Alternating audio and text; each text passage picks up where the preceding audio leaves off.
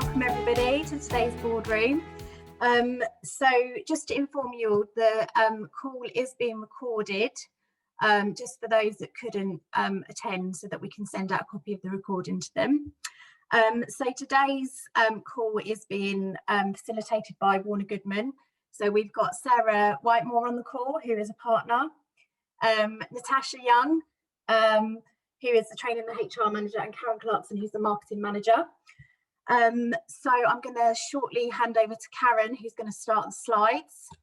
And if you've got any questions, if you want to pop it in the chat box as we go along. We don't anticipate the call to be any longer than an hour. All right.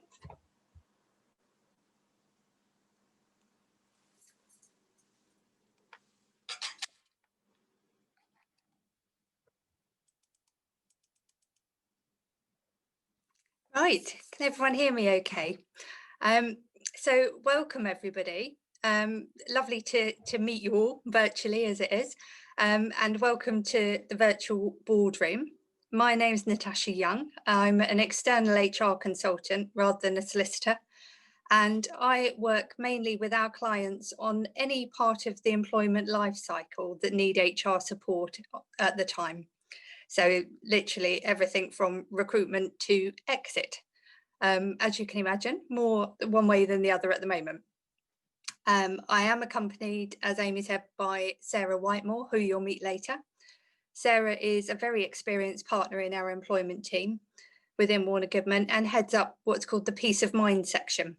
We provide a one-stop shop, doing exactly what it says on the tin. So we update your policies and handbooks on an annual basis, provide legal updates and training, and provide you with your own employment solicitor who will talk you through anything you need, all for a one-off cost, so you don't get any nasty surprises with hourly rates.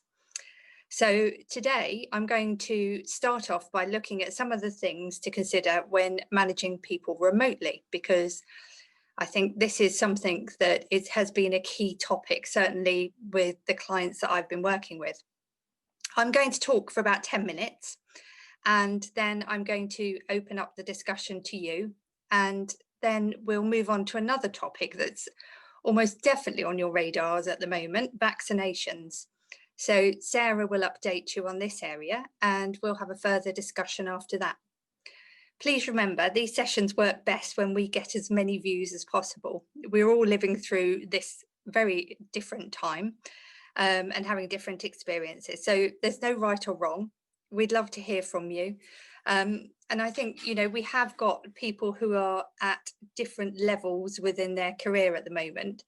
And what I would say to you is, you know, don't feel concerned that, you know, people are on the call and might know more than you and you're feeling worried, because often, you know, you get some really interesting insights from the people that are dealing with, you know, this every day, and perhaps might be at a more junior level. Okay, so managing staff remotely then. So the challenging, I think there's a lot of challenges in managing staff remotely. It has been until now mainly confined to senior managers in national or multinational businesses, such as banks or professional organisations, or in a sales environment. As a result, it's not something that generally managers have been trained or coached in. And yet all of a sudden, we're asking almost all of our managers to undertake it. It continues to be a struggle. The clients that I'm speaking to daily report that they are challenged by this, some to a lesser degree. There's that vague sense of uneasiness that they don't know what's being done because they can't walk past someone's desk and have a look. And some more drastically. I spoke to somebody the other day who said that in their manufacturing company, they can see a significant decrease in turnover despite the work being there. And they put this down to a lack of management capability in the area. We're certainly spending a lot of time on both the legal side and the HR side, talking to clients and their employees who don't feel comfortable in coming back to work, and so are working remotely in some way. You know, and that's something that Sarah will talk about later on as well.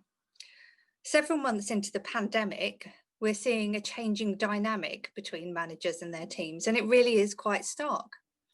The managers who have risen to the challenge, with or without training, and sometimes it really is the latter, have realised the need for a focus on the personal professional relationships with their direct reports.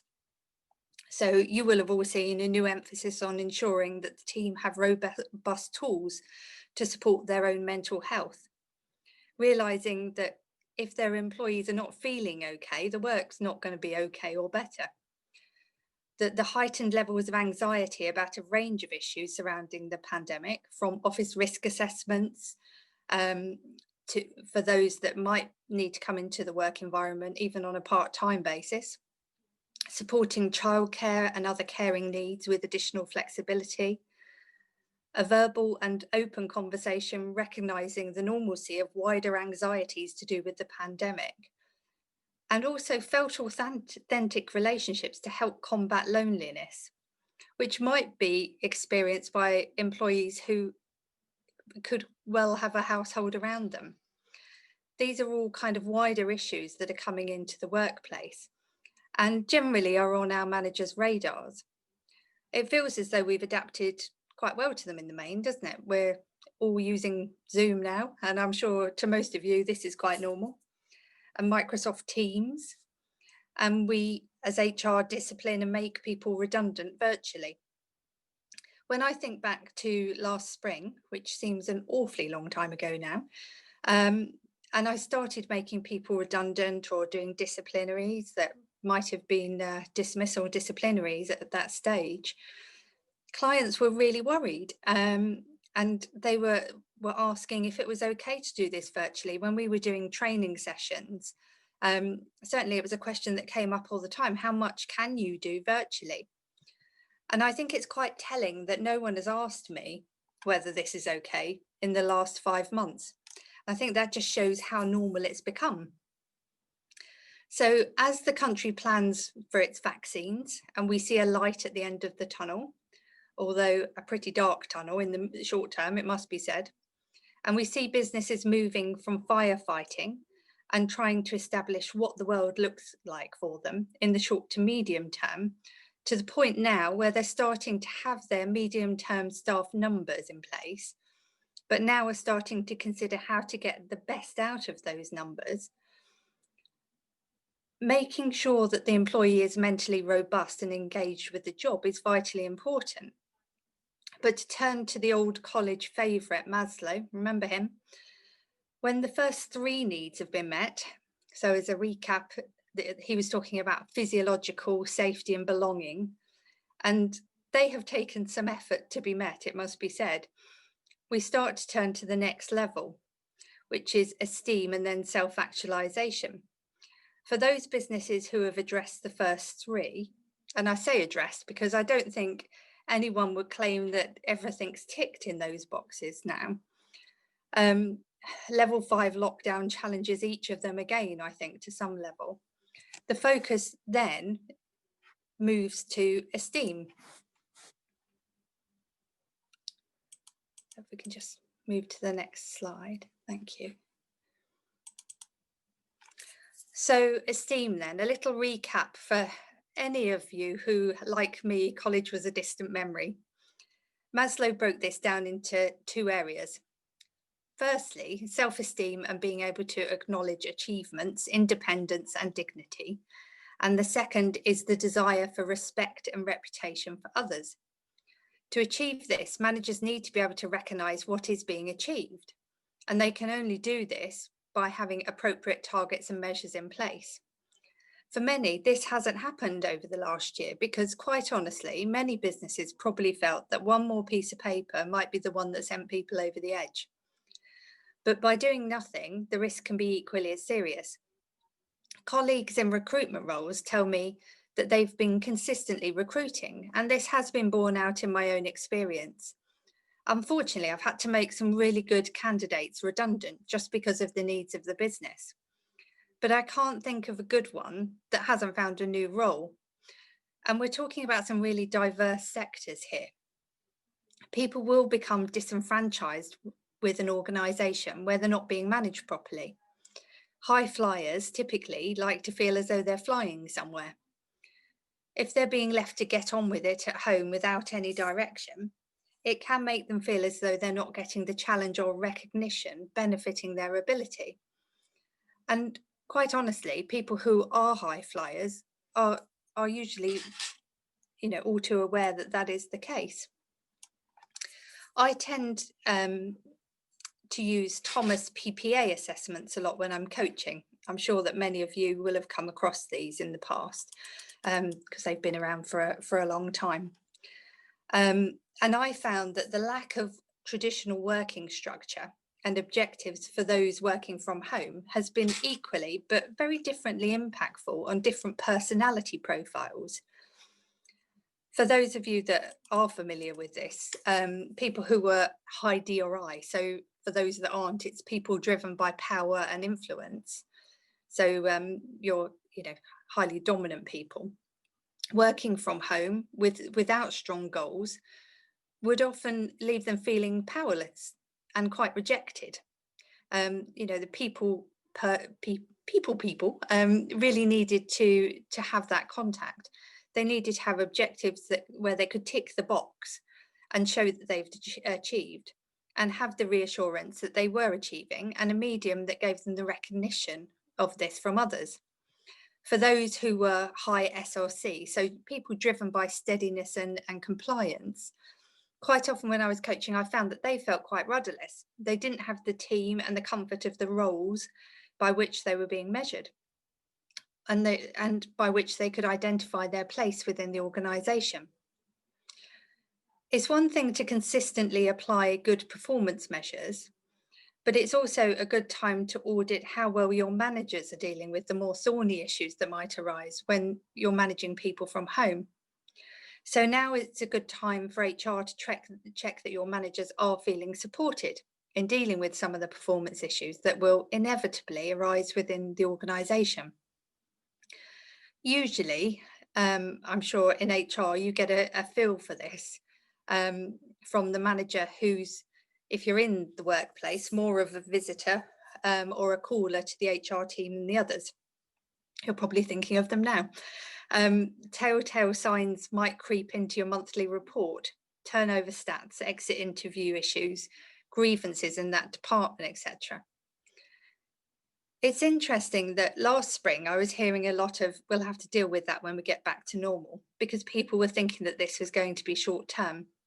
The risk now, of course, is that the lack of performance goes on for a significant period of time, and it isn't being measured, and therefore it becomes much more difficult to deal with as time goes on.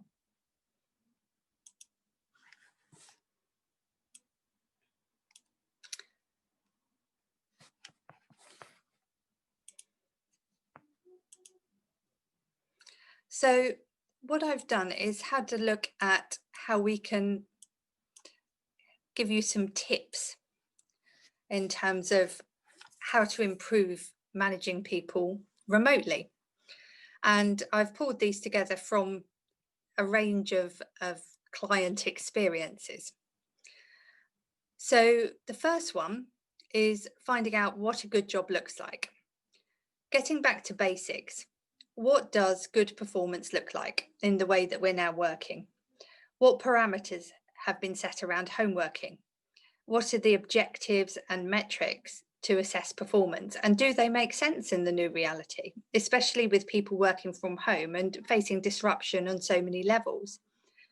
So do employees understand what's expected of them? Sometimes it's just, worth doing a straw poll of this. Are there changes to formal policies or performance improvement plans that are needed as a result of everything that's going on? Number two, how are our employees feeding back, and are we inviting it? So this is simply, do our employees know how to raise concerns or suggest improvements? And really importantly, can they speak to somebody other than their manager if they would want some help, or if they've got things that they want to raise? And it's worth, again, doing a bit of a straw poll of that. Three, are we spotting underperformance? So do your line managers know how to spot and handle any performance or conduct issues? even while employees are working remotely? And in particular, how will managers replace the informal conversation, which can often preempt work issues escalating? 4, managing difficult conversations. This is an area that in the usual world, we would quite often train our line managers on.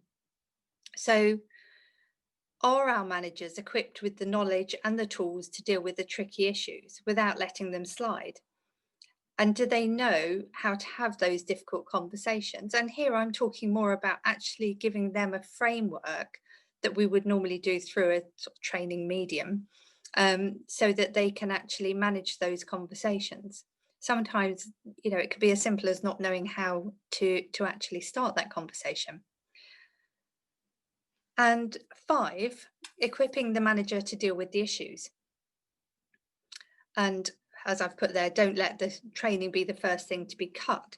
So have managers had the right training? For example, can they conduct disciplinary proceedings, equal opportunities training, anti-harassment and bullying, whistleblowing, managing sickness, and so on? That sounds as though it's an elaborate suite of training, and it really doesn't need to be. We do a lot of training, and for small companies, we might get a lot of that into a couple of days. So, you know, it can be the right fit for the business, but I think the thing that we're seeing is it's really important that that training is there. Okay, that's the end of my speaking bit. I'd really like to hear your views on any of that. It might be useful to hear what people are finding that their main issues are with managing employees remotely. Would anyone like to share their own experience?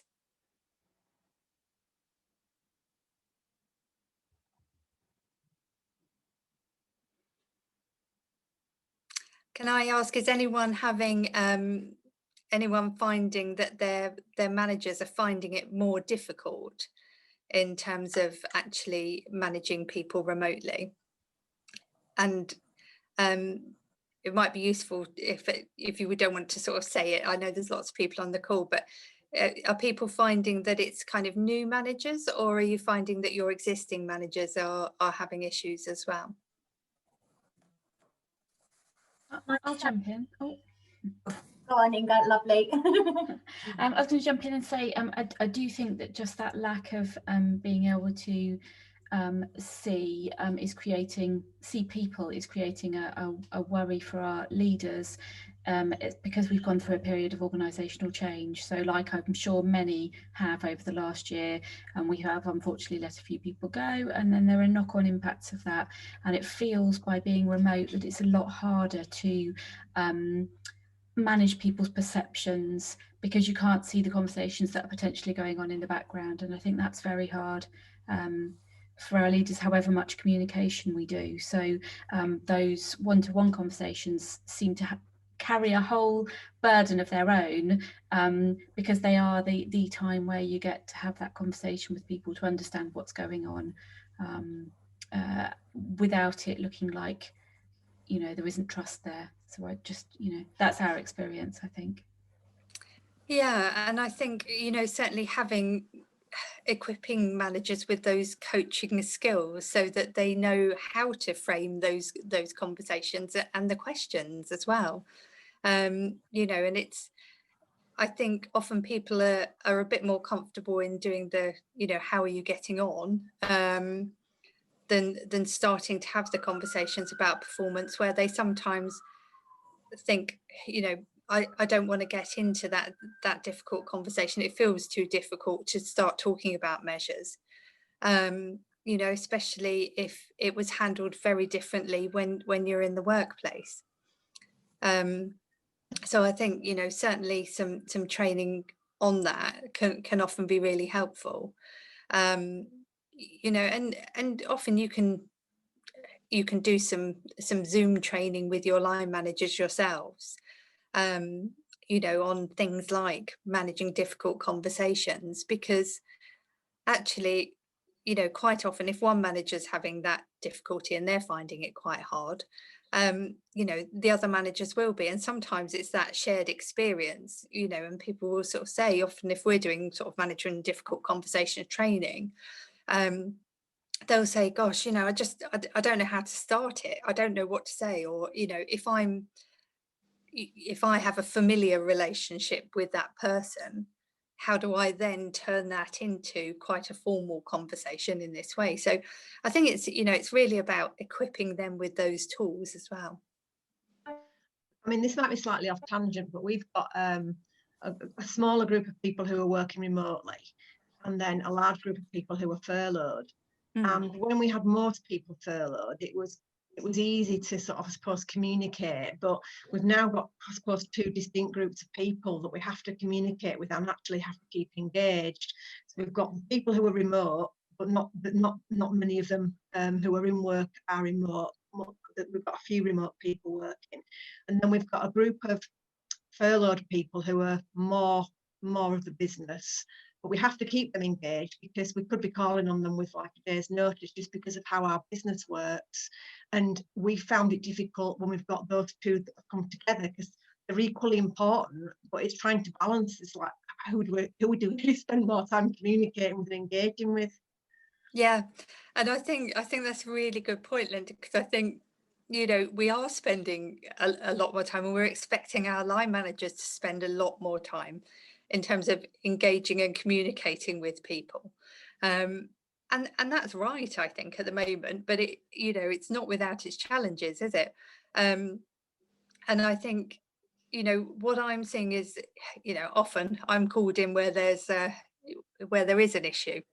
And one of the interesting things that I see there is that, you know, as you say, people are in many businesses have got some on furlough and some back at work, and, you know, and some who are back at work but working from home. And so, you know, you've got all these different groups, and it's quite easy, I think, for managers to focus on one group, and not get that communication going. So I think it's really important to kind of have some communication means that covers everyone, you know, so that everyone's getting that consistent message.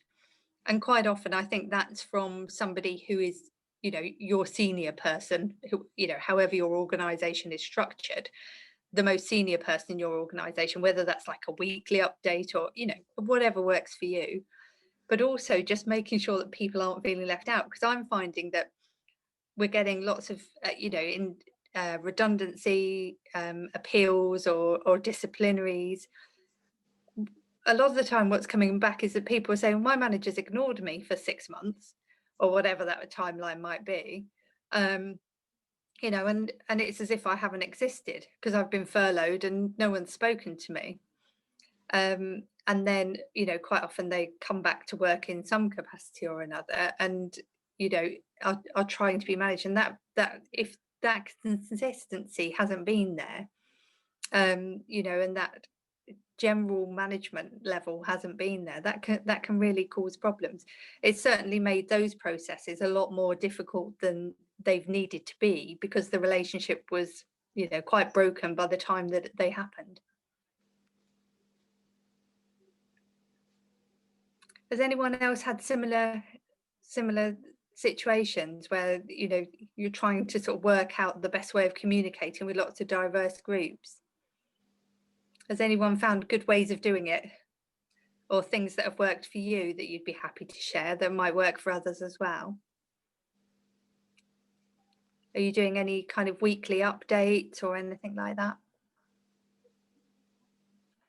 We've got something in the chat box from Carol. Can you see that, Natasha? I can't. Would you mind, if you can, would you mind reading it out, Amy? Yeah, of course. So I'm in a school, and support staff who can work from home have been told to. However, the reception staff are working on a rota 1 week in and 1 week off. Our technicians have been asked to attend to displays around the school and to generally tidy the school. The print room staff have been told to come in, but there is clearly inconsistency. What can we do to make this fair for all? Well, I don't know if I'm not entirely sure of the situation there. Are you, perhaps we get a bit more information. Are you saying that it doesn't feel fair in terms of people being asked to be in or out, or in terms of the communication piece? Saying is the technicians have basically said, why can't other staff like reception staff do the displays around the school and the general tidying that they're being asked to do? It's mixed messages that line managers have given out, when really we should have provided one clear message to all, I think, really. You mean in terms of kind of whether they should be in or out, or? Well, yeah, so it's, I mean, put them on a rota, or, you know, it's just different roles that you know, we tend to ask to do different things. So the print room have been asked to come in regardless. The technicians have as well, but the reception staff are coming in 1 week and then swapping. We've got finance who are coming in mainly, but working 1 day a week from home because they refer to paper files. But it's the staff that are raising the inconsistencies.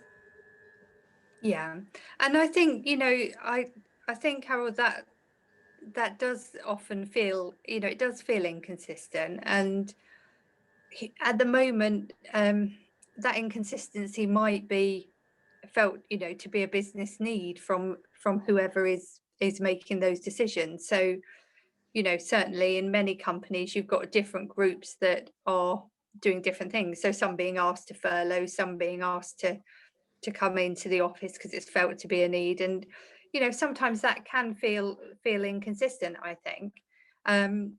You know, ultimately, you know, difficult as it is, that does remain at the moment the decision of whoever's the business leader. But certainly from an HR point of view, that, you know, that can be tricky, because, you know, I've had a situation with one of the companies that I was working with, but the people on furlough were complaining that they were on furlough. The people that were back in the office were complaining they were back in the office and wanted to be on furlough. And basically, you know, the business was sort of saying to me, what do we do? Because everyone seems to be unhappy. You know, and it can feel a bit like that in HR, I think, at the moment, you know, that you're not really sort of keeping anyone happy because everyone's kind of wanting to be what they're not. I haven't got any easy answers for that, really. I think communication can only help in terms of talking to people about why you're making that decision, and letting them have a chance to feed back on that, and to give the, you know, so that they feel heard. But ultimately, there are some really difficult decisions having to be made at the moment. Natasha, perhaps I can chip in there, because it does sort of lead in quite nicely into the presentation that I'm going to be giving in just a second, because we're looking across the board at various things where employees are refusing to do things or are questioning why they should be doing things. And certainly with the current lockdown and the new guidance, which talks about people working from home if they can reasonably work from home, which is a change from the previous guidance, which talked about if they could effectively work from home. And neither of those terms are actually defined by the government anywhere.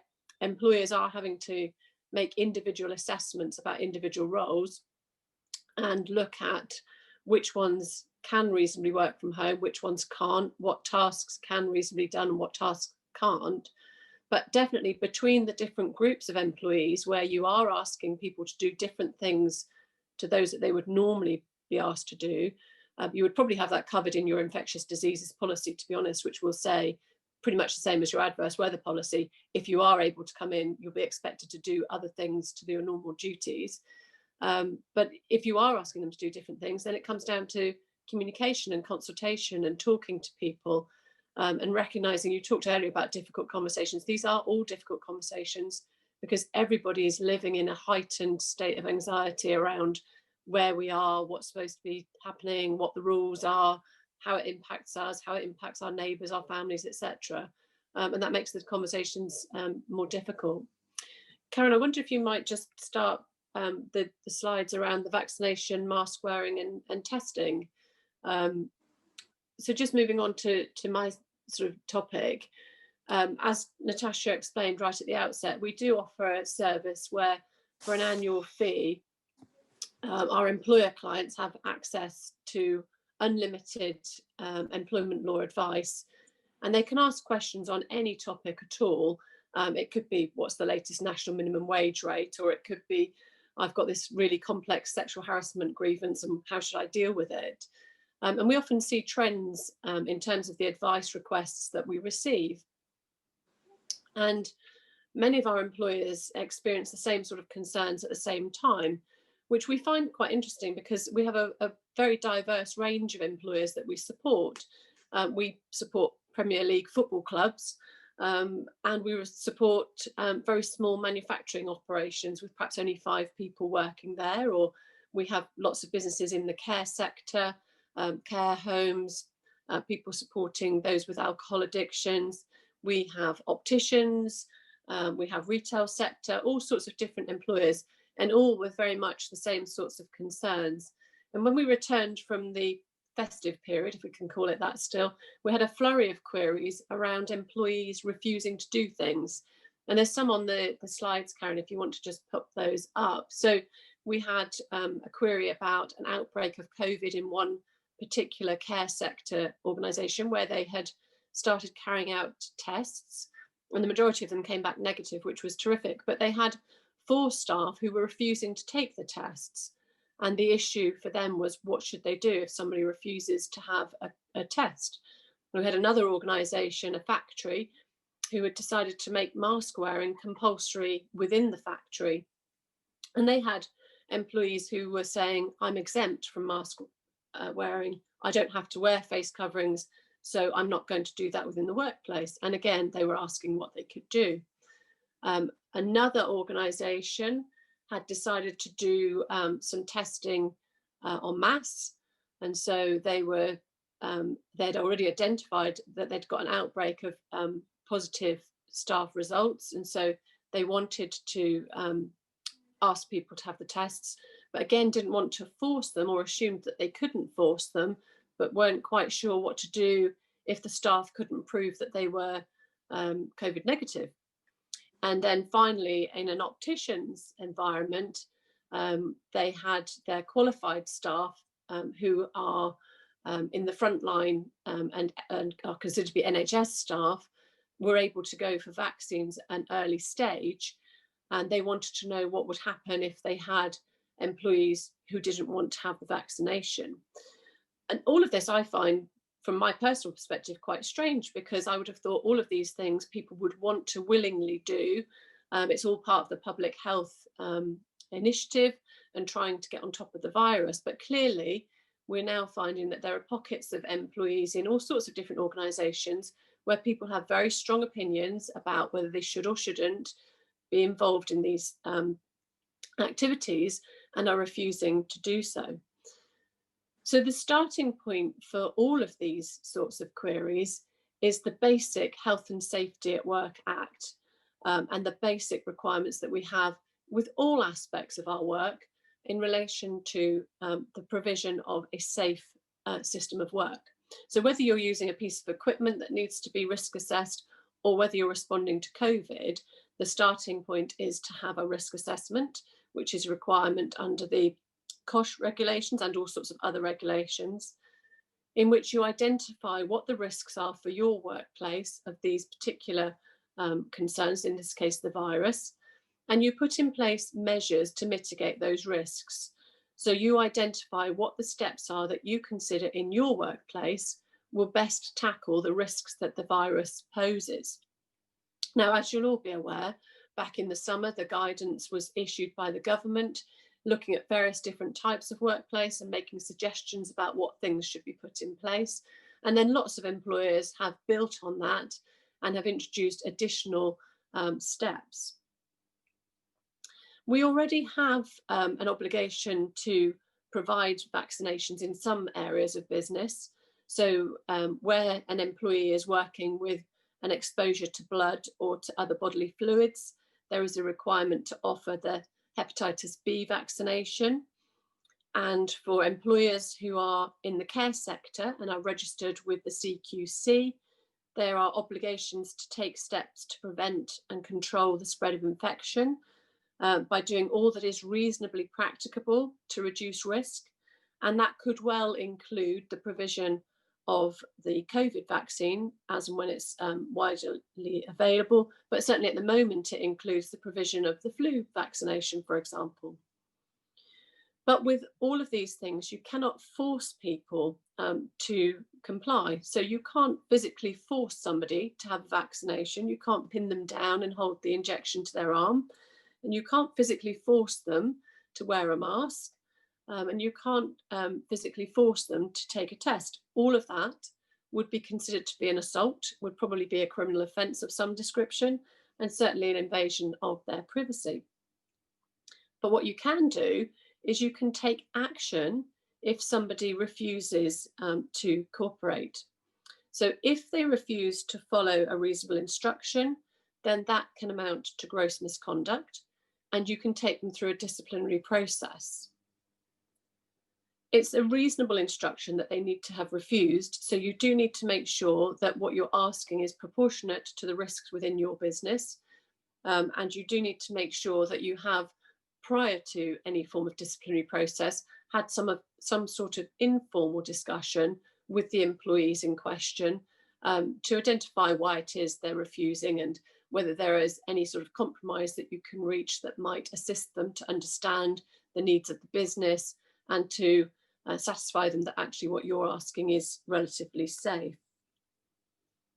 Obviously, reasonableness also takes into account the specific circumstances. So you'd need to look at the particular job role, you'd need to look at the environment they're working in, and whether there are any other safety measures that could achieve the results that you're trying to achieve. You need to also consider the particular circumstances of the employee, because before you actually take the step of dismissing someone for their refusal, you need to consider whether there could be a risk of a disability discrimination claim or of a claim under the Equality Act relating to philosophical beliefs. So with disability, for example, you might find that somebody is needle phobic or has some form of disability that means that they are more anxious and therefore more resistant to the vaccination, for example. And with philosophical beliefs, it may be that somebody's religious belief prevents them from having injections. It may be that the content of the vaccination is in some way abhorrent because of religious belief. Or it may be that they have a belief, we describe it at the moment as anti-vaccination, anti-vax beliefs, but it may be that their belief is sufficiently serious to get into that category. And I'll talk about that in just a second.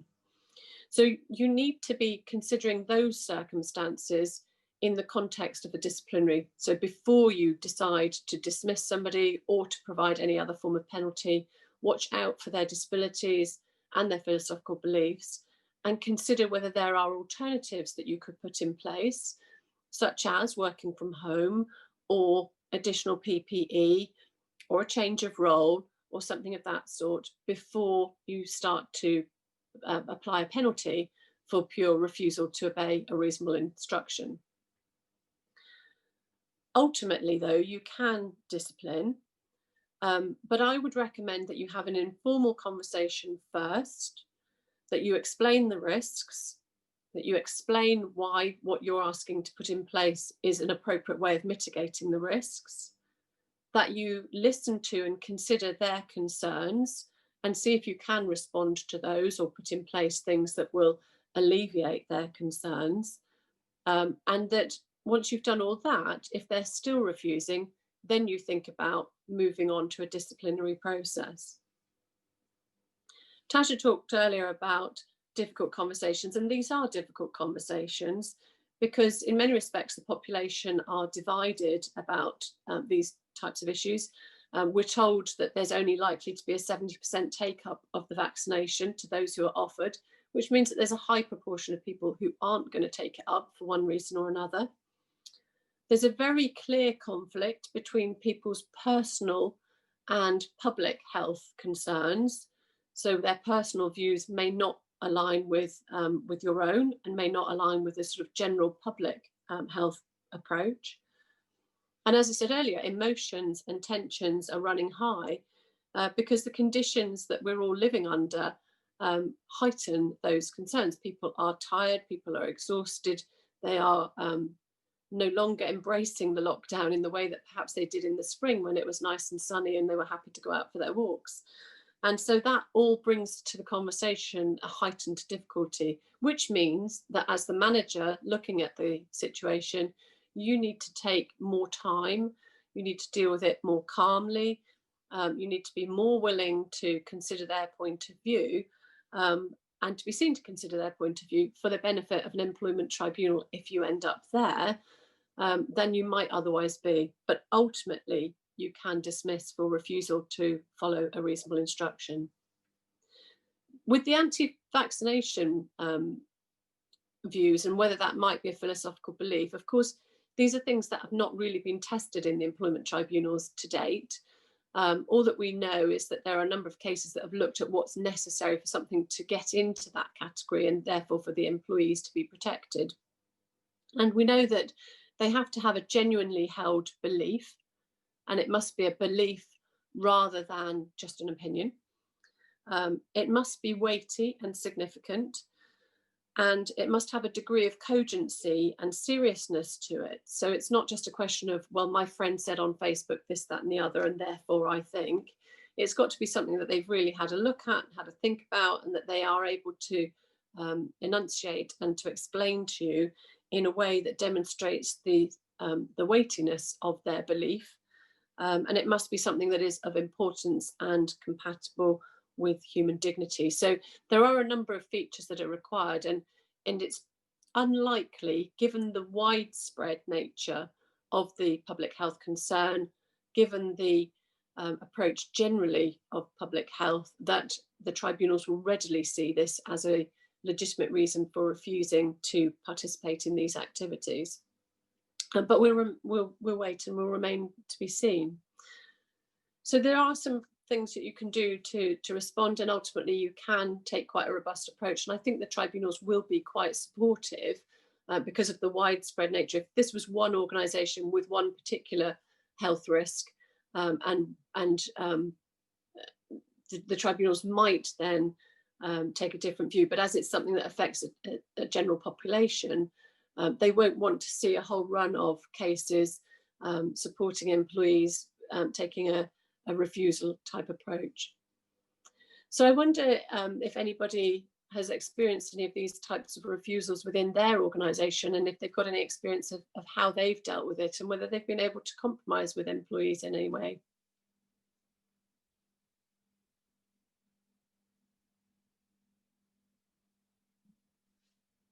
I'm interested in necessarily affecting my company, but I'm aware of somebody who works for a care home and has been offered and has refused it. And somebody who obviously knows that I work in HR has asked for my advice. And I'm really not sure how to respond, because from a personal point of view, I think that's irresponsible when they're working around vulnerable people and they don't have an underlying health condition. It's just they don't want to have it. Yes. So, I mean, the care sector, and there are organisations with a heightened level of responsibility in the care sector is one of them. So they do have particular regulations from the Care Quality Commission, which require them to take public health measures. So they start from a more robust position than, say, a small organisation which doesn't have any sort of care sector element to it. But it does come down to talking to that individual and finding out why they don't want to have the vaccine, understanding why they don't want to have the vaccine. If there isn't a disability and there isn't a religious belief, then it boils down to how long have they been employed for, because if they've got less than 2 years service, then you can easily dismiss them because they're not protected from unfair dismissal. They can bring a claim for unfair dismissal if they're able to frame it as a health and safety dismissal, but that would come down to them being able to explain to you what the health and safety risk is to demonstrate that they had a reasonable belief in it. And so it's all about this conversation with the employee to find out what exactly this employee is saying. But if they've got less than 2 years service, you're in a relatively strong position. But I think even if they've got more than 2 years service, as long as you've gone through the process of explaining to them, these are the risks I've identified, these are the steps that I think will manage those risks. I've looked at your concerns and I can't see any legitimacy to them. Therefore, you know, and you've warned them that you're going to dismiss if they don't agree, then you're in a position where you can dismiss. I was talking to a client earlier actually as well around whether you can require people to prove that they've had the vaccine. And obviously everybody's going to get a little card which says which vaccine they got, when they got it, when their next vaccine is due. And I was saying to her, in my opinion, it's very much the same as requiring drivers to prove that they've got a valid driving license, requiring accountants to prove that they've got the qualification that they need to do their job. And the vaccine is another one of those. It will be sensitive personal data, so you will need to make sure that you're storing that and processing it as you would with other medical data. But you can definitely ask people to prove it, and you could discipline for those things as well. Okay. Has anybody else had any experience of issues with mask wearers or not wearers, or vaccine refusers, or? Sarah, I think some of it has come across where people haven't been communicated against properly. So if they haven't had the right form of communication, they think they're the only ones doing it. Whereas actually, if it's explained to individuals properly and it's dealt with in the right situation, nobody will refuse to wear a mask on the basis that they're supporting and reducing risk for everyone else and themselves. I supported a client which was care for vulnerable adults over the last couple of months. And actually the one thing that I found was how willing staff are to protect those individuals, and they will go out of their way to make sure that they are supporting them. So the only thing that we did come across was that although some of the requirements based on CQC and Ofsted and everything else is also implied contractual terms, some of the contracts don't really have that covered, or some of the policies don't really have that covered, and it's been a revisit back to those policies and contracts to make sure that they're updated, and then going forward they're in those contracts so it supports the employers going forward, if that makes any sense.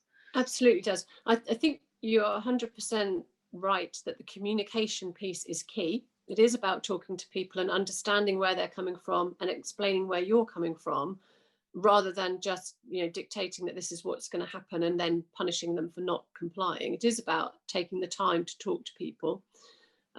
So far as contracts and policies are concerned, I would be very surprised if there were any contracts that said you have to wear a mask when I tell you to, you have to have a test when I tell you to, you have to have a vaccine when I tell you to, because let's face it, unless you've updated your contracts in the last 6 months or so, you won't have that in your contracts. But most of our employers, Tash mentioned in our Peace of Mind service, we provide contract staff handbooks, policies, etc.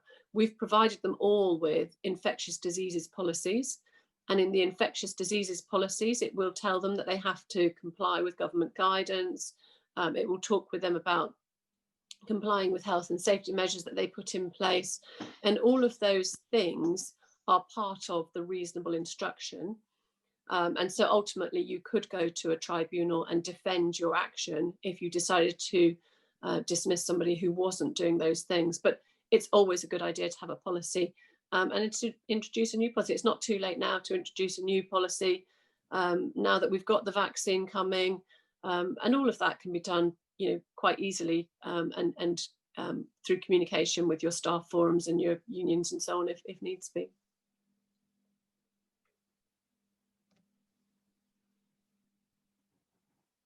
So I don't know Amy, whether there were any chats in the chat box. I've seen a few things popping up that I haven't had a chance to go through. Any of those that you wanted to run through at all? Run through a couple of those. So somebody's inquiring, do we know when that vaccination card is coming into play? And people are already receiving them now. As and when you go and get your vaccination done, you're given the card by whoever it's done, whoever's doing the vaccination. You know, speak from personal experience. My parents are in their 80s. They had their vaccinations on Saturday, and they came out with their cards that confirm, as I say, the specific vaccination they've had. In their case, the Pfizer vaccination, the date of the vaccination, and when the follow-up vaccination should happen. Lovely. And Julie's said, so our workers go out into the community family homes to help vulnerable families who require a certain level of counselling. They are viewed as critical workers. However, many say that the mask is not conducive to a useful face-to-face session to connect with those individuals. We've asked them to use PPE in the homes and schools that they go to, but some really disagree with the concept. Also, do we need to provide testing on a regular basis for our workers? Well, what you need to do is to carry out the risk assessment for your specific business based on what your staff are experiencing, and you need to weigh up the health and safety benefits of these things versus those risks and decide what you're putting in place. But you could look at different forms of PPE. So, you know, we talk about face coverings rather than masks. I can certainly see that a solid mask wouldn't be necessarily conducive to those types of conversations, but you can obviously use the visors, and there are masks available that have a clear window. I don't know if people have seen those. I've certainly seen those at use in a service organisation that specifically support deaf people, so it's more appropriate for lip reading and that sort of thing. So you can look at different types of PPE. And I would say if you're talking with staff members who are refusing things, who are saying, well, that's not going to work because this, that and the other, whatever it is they're throwing up, do you turn it back on them and say, I understand the concerns that you're raising. I'm happy to talk through the concerns that you're raising. Do you have a suggestion as to an appropriate solution? Because my concern is no mask at all, no face covering at all exposes you to risk, exposes our service users to risk. So what would you suggest? What have you seen anything? Because there's lots of information out there on the internet and wherever about these types of concerns and alternative solutions. So draw them into it and put the onus on them to give some sort of suggestion as to what they would be willing to do and what might help. Yes. And somebody's asked, what are the rules in relation to wearing masks whilst in company cars? When there is more than one person in the vehicle. Sorry. Yep, no problem. So I would say that you need to constantly check the guidance because it changes, and I appreciate you'll all have looked at it previously, and you'll all probably share my view that it's horrendous to look at because there's just so much of it now, and you get taken off into all different avenues. You're not supposed to be car sharing from different households. So you can do that if it's necessary and it's a work requirement. So you should start from the principle of not car sharing at all. But then if there is a need to car share and it's related to work, then you can look at one in the front, one in the back, which is not particularly sociable. I appreciate that, but we're all looking at public health interests rather than sociability these days. And, you know, if you believe that mask wearing is going to mitigate a risk for your business related to their car sharing, then you can tell them that you want them to wear masks as well. So it's all open. It's not something that the government are dictating that you have to do, but it's something that you need to assess and put measures in place on your own. Lovely, thank you. Okay, I think that's probably a good time to wrap up because we're just coming up to our hour. So thank you, Natasha, Sarah and Karen. I'm sure we've all had some really good points to take away from that. So I will drop you all an email with Warner Goodman's details. And yeah, feel free to email me if you have any queries. Yes, thank you for attending.